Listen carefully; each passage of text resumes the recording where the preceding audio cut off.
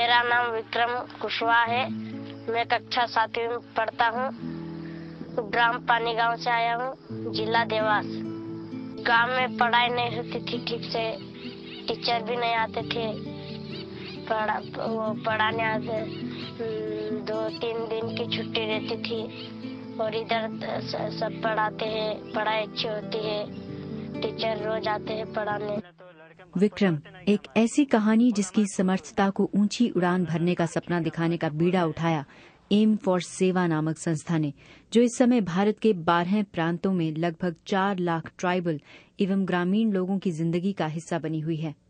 M for सेवा organisation है, ये गरीब बच्चों के लिए है जिन बच्चों को एजुकेशन की कोई अपॉर्चुनिटी नहीं है। जैसे बहुत ज़्यादा गरीबी होती है तो उनको मजदूरी करना पड़ती है घर की इनकम सप्लीमेंट करने के लिए, या जो बच्चे स्कूल से बहुत दूर रहते हैं 4-5 किलोमीटर, या घर में पढ़ाई का वातावरण नहीं हो, उन बच्चों के लिए मतलब जिनके लिए कोई अपॉर्चुनिटी नहीं है, कोई चांस ही नहीं है कि वो अपने आप को एजुकेट कर सकें, हम उनको हॉस्टल में लाते हैं, उनको एजुकेट करते हैं, उनके सारे एक्सपेंसेस पे करते हैं। आइडिया ये है कि उनको फाइनेंशियली इंडिपेंडेंट बना सके। का उद्देश्य है कि हर जिले में एक हॉस्टल बनाना, स्टूडेंट होम, और स्टूडेंट होम की कैपेसिटी होगी अब फ्रॉम 50 to 100 स्टूडेंट्स। यूजुअली क्या होता है कि जिले में जो गरीब एरिया, रिमोट एरियाज रहते हैं, वहाँ पर वॉलंटियर्स जाते हैं, तो हर विलेज से उनकी 2 to 4 चिल्ड्रन सिलेक्ट करते हैं। मतलब तो उससे क्या होता है कि सभी गाँवों में पता चलता है कि इस तरह की संस्था है जो कि बच्चों के लिए, भविष्य के लिए कुछ कर रही है। और आगे जाके उद्देश्य ये भी है कि उन गाँव में, जो गरीब गाँव में जहाँ पर मजदूरों की आर्थिक क्षमताएं कम हैं, स्पेशली लेडीज़ के लिए, उनके विमेन एम्पावरमेंट के लिए ट्रेनिंग करना। लेकिन हर ज़िले में ज़रूरत अलग अलग होगी, अलग अलग तरह की स्किल सेट सिखाई जा सकती है उनको। तो शुरुआत उसकी इस तरह से की जा रही। और हॉस्टल जिस मतलब कस्बे में बनाते हैं या शहर के आउटस्कर्ट में बनेगा, वहाँ लोकल लोगों को की कमेटी बनाते हैं, वॉलंटियर्स की। तो उससे क्या है कि लोकल लोग इन्वॉल्व होते हैं। और संस्था का नाम है ऑल इंडिया मूवमेंट फॉर सेवा, अखिल भारतीय अभियान फॉर सेवा। तो उद्देश्य ये है कि लोकल लोग जुड़ें। हमारा उद्देश्य ये है कि बाहर से पैसा इकट्ठा करते हैं या दूसरे इंडिया से भी जो रिच लोग हैं वो जैसे स्टूडेंट होम की बिल्डिंग बना दें, कुछ साल सपोर्ट करें, रिमेनिंग लेकिन उस ज़िले के लोग उससे जुड़ें तो वो खुद ही सेल्फ सफिशिएंट होकर चलाएं। गवर्नमेंट ने स्कूल्स बनाए हुए हैं कि गांव में एक टीचर प्रोवाइड कर देते हैं, बिल्डिंग नहीं होती तो भी किराए से चलते हैं, तो बच्चों को वैसे पास करते रहते हैं वो लोग। मतलब उनकी फाउंडेशन इतनी स्ट्रांग नहीं होती। तो मतलब ये मुश्किल काम नहीं है कि बच्चे ना मिलें। मतलब गरीब तकबे के, शेड्यूल कास्ट, शेड्यूल ट्राइब हो, कोई भी हो, कास्ट का कोई मतलब नहीं है। जो भी बच्चा मतलब उनमें कुछ होशियार हो, जिसकी पढ़ने की क्षमता अच्छी हो, तो उनको ले लिया जाता है। लेकिन गरीबी जो है उनका क्राइटेरिया है। बेसिकली अपना उद्देश्य ये है कि हम उन्हीं का सहारा बने जिनका कोई सहारा नहीं है। बच्चे जनरली आते हैं मतलब ग्रेड 5 या 6 में हो, तो उनकी 10 या 11 साल की उम्र होगी, और वो पर रेगुलर स्कूल में जाएंगे। मतलब हॉस्टल बिल्डिंग जो बनाई जाती है वो स्कूल के करीब होती है कि वो आ जा सकें स्कूल के लिए। हॉस्टल में बेसिकली उनका रहने का, खाने पीने का इंतज़ाम और ट्यूशन, क्योंकि इन जो बच्चे आते हैं ग्रेड 5th में, 6th में, इनको मतलब बेसिक्स बड़ा कमज़ोर होता है, क्योंकि गांव में ऐसे स्कूल्स नहीं होते, तो उनके लिए काफ़ी ट्यूशन की ज़रूरत पड़ती है, स्टडी हैबिट सिखानी पड़ती है। लेकिन एंड स्पोर्ट्स की ट्यूशन, म्यूज़िक की ट्यूशन, सो ये सारी ट्यूशन बहुत चलती हैं। उससे क्या होता है कि उनकी फाउंडेशन अच्छी हो सके। कुछ महीने पहले एक भारतीय सरकारी रिपोर्ट के अनुसार विश्व मंच पर तीसरी आर्थिक शक्ति के रूप में अपनी नई पहचान बनाते भारत की सबसे गंभीर समस्या को कुछ इस तरह दर्ज किया गया। 77% माने लगभग 836 मिलियन लोग प्रतिदिन 50 सेंट से भी कम आमदनी में अपना गुजारा करते हैं। ऐसे में शिक्षा के लिए परिवारों एवं बच्चों को प्रेरित करना कितना आसान या मुश्किल कार्य होता होगा।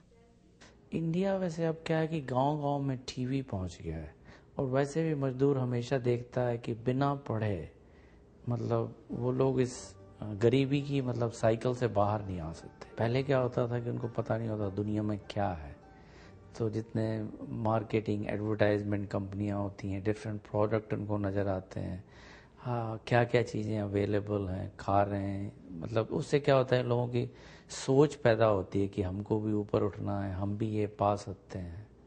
तो उनकी समझ में भी ये बढ़ रहा है, जैसे गांव-गांव में अब लोगों के पास सेल फोन है, so there is a more awareness, the people are excited, there is a more growth opportunities.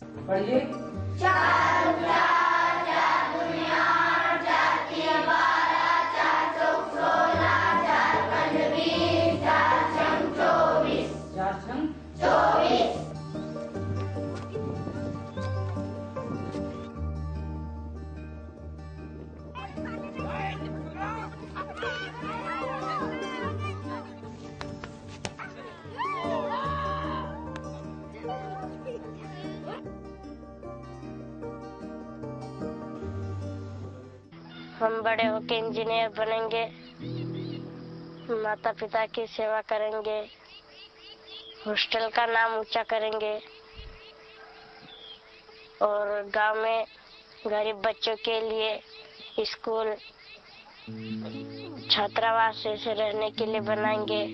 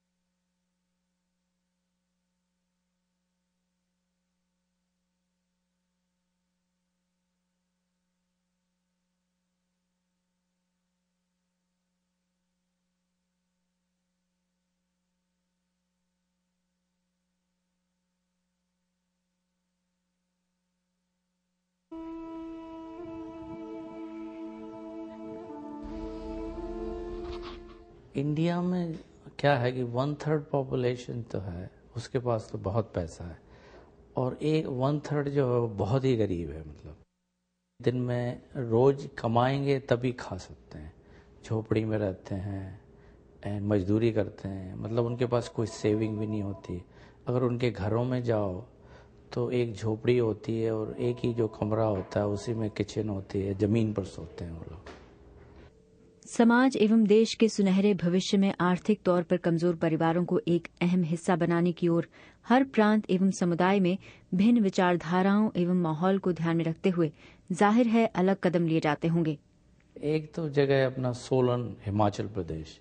That was the first hostel we started supporting from Toronto from 2002। Himachal Pradesh, the challenges are different. वहाँ पर क्या है कि in order to own a land, you have to be the native Himachal Pradesh person. So to open a hostel, it was a challenge that somebody else owned it and they leased us the hostel building for 100 years. And even we have another donor available who has paid us, but we are not able to find a land. We have to find somebody, Himachal Pradesh native person, in order to own a land and lease to us.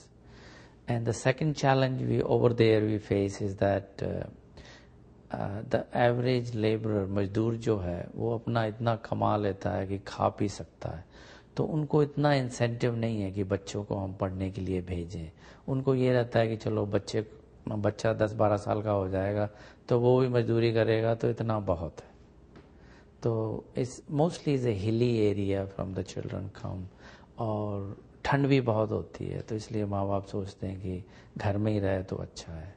लेकिन अब पिछले 4-5 साल से hostel चल रहा है और बच्चे अच्छा कर रहे हैं। एक बच्चा अभी मेरिट लिस्ट में भी आया था हिमाचल प्रदेश मतलब उस बैकग्राउंड में जहाँ की पढ़ाई का उनको इतना बेसिक फाउंडेशन नहीं थी, लेकिन काफ़ी ट्यूशन दे के उनका फाउंडेशन इतना स्ट्रांग हो गया है कि ग्रेड 10 में वो बच्चा मतलब 5 साल में हिमाचल प्रदेश मेरिट लिस्ट में आया है. That's a very big achievement. Madhya Pradesh we have a different type of situation you deal with कि वहाँ बहुत सारे बच्चे हैं जो कि हॉस्टल में आना चाहते हैं. जैसे अभी हमने धार हॉस्टल शुरू किया 2007 में, तो सिर्फ 25 बच्चे लेते हैं पहले साल. तो हमारे पास कोई 75 बच्चे पेरेंट्स बच्चों को लेके आए, क्योंकि इंदौर हॉस्टल ऑलरेडी चल रहा था, तो ये नेबरिंग डिस्ट्रिक्ट में शुरू किया है. तो सब गांव-गांव में पता लग गया था लोगों को कि मतलब ये अच्छा इंस्टीट्यूशन है. और बच्चे एक साल में इतना बदल जाते हैं, इतनी अच्छी अच्छी चीज़ें सीख जाते हैं कि वो सब चाहते थे कि बच्चों को लें. तो यहाँ पर चैलेंज डिफरेंट है कि यहाँ बहुत सारे बच्चे हैं गरीब तबके के, एंड उनमें अवेयरनेस भी है, वो चाहते भी हैं कि बच्चे पढ़ें आए. हाल ही में एम फॉर सेवा को economic and social council of United Nations के साथ स्पेशल कंसल्टेटिव स्टेटस दिया गया, जिसके तहत यूएन की सालाना आयोजित की जाती मीटिंग्स एवं सम्मेलनों में एम फॉर सेवा संस्था हिस्सा बन पाएगी. इस संस्था की सफलता में टोरंटो चैप्टर की खास भूमिका रही है. कनाडा का इन्वॉल्वमेंट शुरू हुआ 2002 से, और हमारी कमेटी में हमारी जो कोर कमेटी है उसमें अबाउट 20 ऑफ अस. ये कमेटी बेसिकली एक फंड रेजिंग कमेटी है, एंड जो इनकी committee is divided into few groups, और each group is responsible for a certain aspect of the fundraising, and some are involved in just the accounting aspect of it, some are in the silent auctions, and all of us in the committee are involved in taking a very active role in actually going out there in the marketplace and getting funds, getting child sponsorships, getting hostel donors. Event होता है Toronto में, it's called the M for Seva gala, और ये होता है हर साल सितंबर या अक्टूबर, दिवाली के आसपास होता है. और इस इवेंट में हर साल we been doing it for we've had 6 years, और इसमें हम लोग फंड रेज करते हैं. We have about between 500 to 600 people and that attend this function, and they buy the tickets. So we have the tickets, we have a silent auction, and in this event we do the actual presentation of what Aim for Seva is by using, multimedia sources. India se fresh aati hai sari information. We get people, maybe a speaker or two from India who comes and talks at these and gives us a, update on हम कहाँ पहुँचे हैं और कैसे इन बच्चों की देख रेख हो रही है, and how are they. M for Seva का साथ में one of the objective is to create hospitals as well, charitable hospital, where the free treatment would be provided. At present, we have 3 hospitals which Aim for Seva is running. Gujarat, one of the hospital which was run by government, but it was very poor condition. So government, asked us to take it over, and now it is in a very good shape. In fact, this 2007. We had a hospital director, the gentleman who was in the United States as a trauma surgeon. He was the chief of surgery there. He suddenly decided thought came to him that no, he wants to go back to India and serve the poor people there.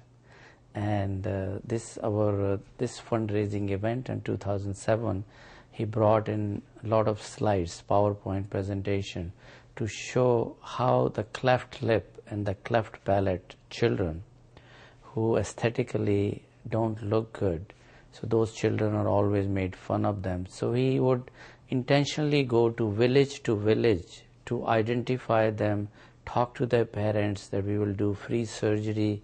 He would bring to the hospital, do the surgery, and send them back home. And there's no cost to those poor people. Ultimately क्या है कि unless you reach out to help the unknown person, where you are not getting any reward, the whole work becomes a sort of a routine work, mundane. You feel that you're living the life when you're serving others.